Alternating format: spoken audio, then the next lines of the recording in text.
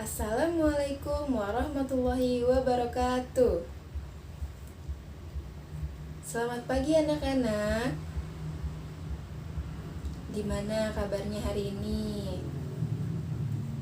Alhamdulillah semuanya baik semua.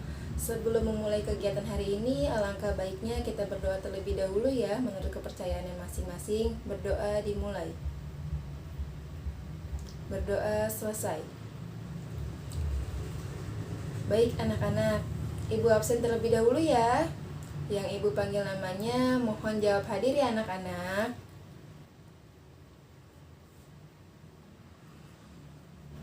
Iva Sabita Isani, Mutiara Maharani. Alhamdulillah hadir semua ya. Nah, hari ini pertemuan kita yang kedua, Ibu akan mulai memasuki materi nih. Materinya yaitu tentang badan usaha.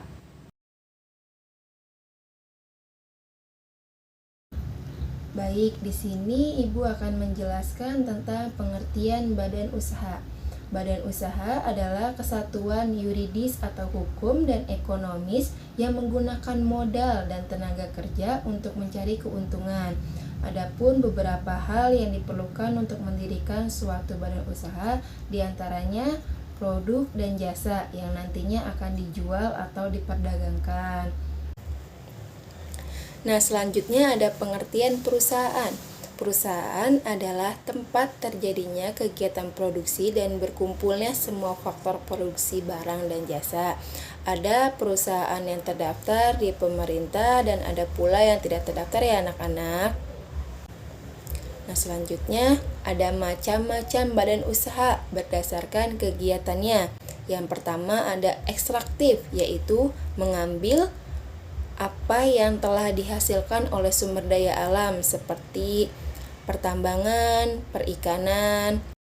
Selanjutnya ada agraris, yaitu jenis kegiatan yang berhubungan dengan pertanian. Contohnya pertanian cabai, padi.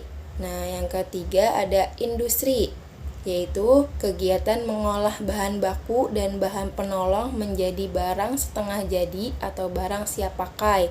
Contohnya seperti tas, terus ada juga perusahaan baju. Nah, yang keempat yaitu kegiatan jasa. Jasa adalah kegiatan yang memberikan pelayanan dan kemudahan dalam rangka memenuhi kebutuhan. Contohnya seperti perbankan, bengkel motor, seperti itu ya anak-anak. Selanjutnya macam-macam badan usaha berdasarkan kepemilikan modal. Yang pertama ada BUMN, badan usaha milik negara, yaitu modalnya sepenuhnya dari pemerintah atau dari negara. Selanjutnya ada BUMS, badan usaha milik swasta. Sumber modalnya dari perseorangan ya atau swasta. Selanjutnya BUMD, badan usaha milik daerah yang modalnya dari daerah setempat.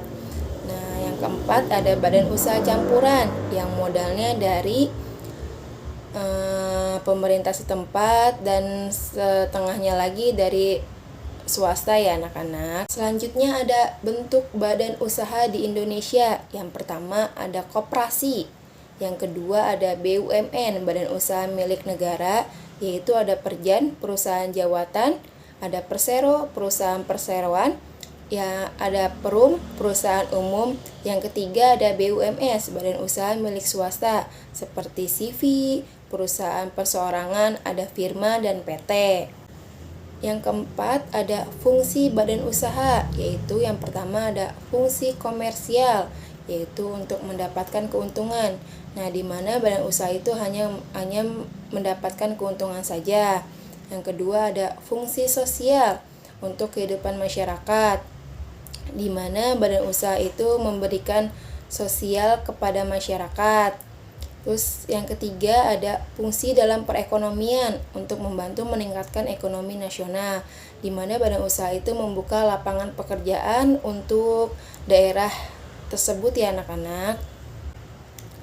Selanjutnya ada macam-macam perizinan badan usaha.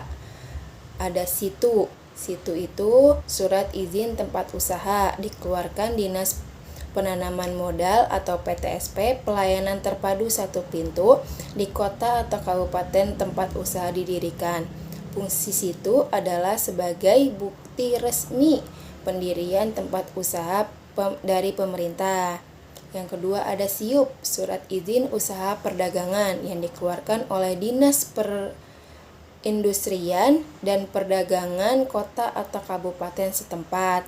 Yang ketiga ada NPWP, rangkaian nomor seri yang digunakan oleh kantor pajak untuk mengidentifikasi para wajib pajak di Indonesia, baik pajak pribadi maupun pajak badan usaha. Yang keempat yaitu ada AMDAL, kegiatan mengenai dampak besar dan penting suatu usaha dan atau kegiatan yang direncanakan pada lingkungan hidup yang diperlukan bagi proses perdagangan, keputusan tentang penyelenggaraan usaha dan atau kegiatan di Indonesia.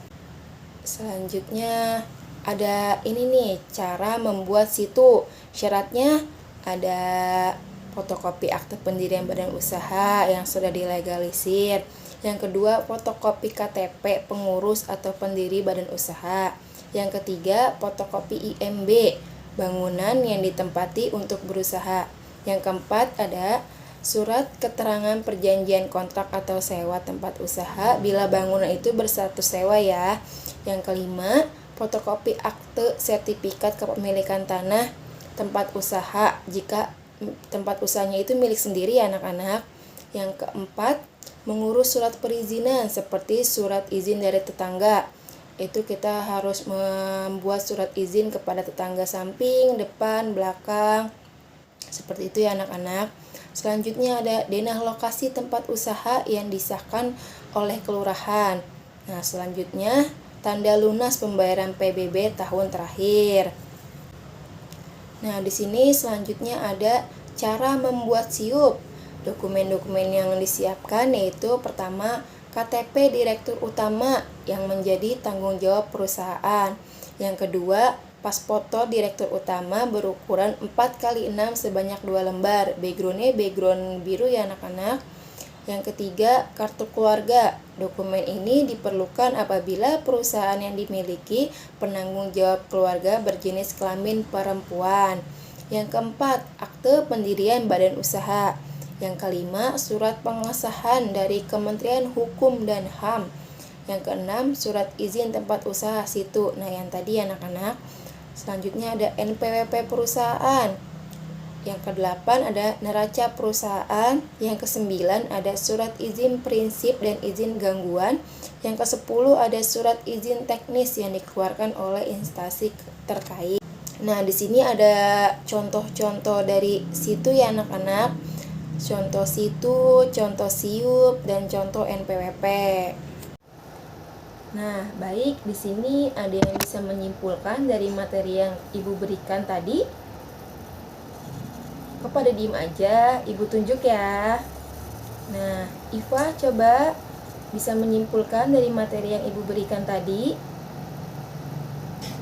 Baik Bu, untuk kesimpulannya, badan usaha yaitu suatu kesatuan teknis, hukum, dan ekonomi dalam memperoleh keuntungan atau laba, sedangkan perusahaan adalah suatu kesatuan teknis dalam berproduksi untuk memperoleh barang dan jasa. Ya, betul Iva. Terima kasih sudah menyimak pelajaran Ibu ya. Nah, selanjutnya Ibu akan memberikan tugas ya anak-anak. Tugasnya yaitu kalian bentuk kelompok 4-5 orang. Lalu melakukan pengamatan terhadap usaha-usaha yang ada di daerah tempat kalian. Selanjutnya melakukan pengelompokan badan usaha dari masing-masing usaha tersebut. Lalu mempresentasikan hasil diskusi melalui makalah atau PowerPoint.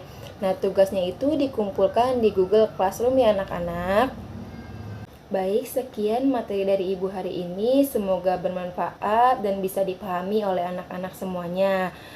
Sebelum Ibu meninggalkan kelas, kita berdoa terlebih dahulu ya. Berdoa dimulai.